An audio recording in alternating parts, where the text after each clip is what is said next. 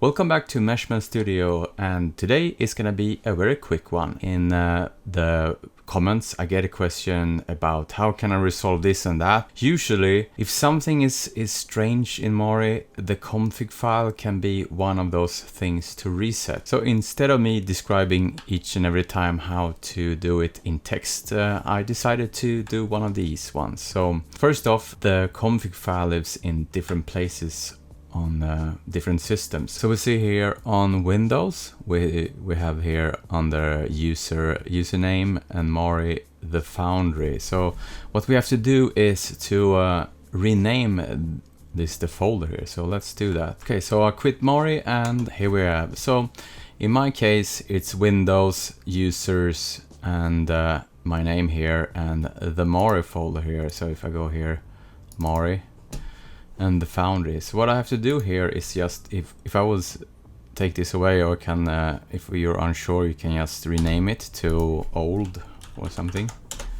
And when you start Mori now, that's gonna create a new Foundry folder here. So we can just, if I now double click here on Mori, you see it creates a new folder here, and it's gonna contain the new set of files. This is gonna reset your Mori. And in my case, I get this confirm project directory. So on my machine here, I have my scratch disk here, has a Mori folder. So I'm gonna set that. That's where my project's gonna live. So let's do that. So it's under E, and I have here Mori temp. That's my scratch disk. This is an SSD drive. Yeah, I was gonna say that there's already something here because yeah, it's my old locations and everything. So that's fine.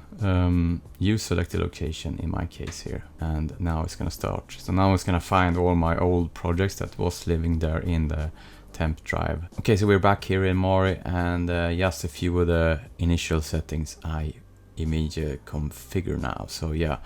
First off, this annoying grid here, let's take this one away, the grid there, so we get it clean. Preferences, go here on the GPU, set MIP generation, usually to accurate, set this to half, virtual texture. This one, the resolution here and the layer count, so I take this down, up this to something 12 or 14 and a few layers.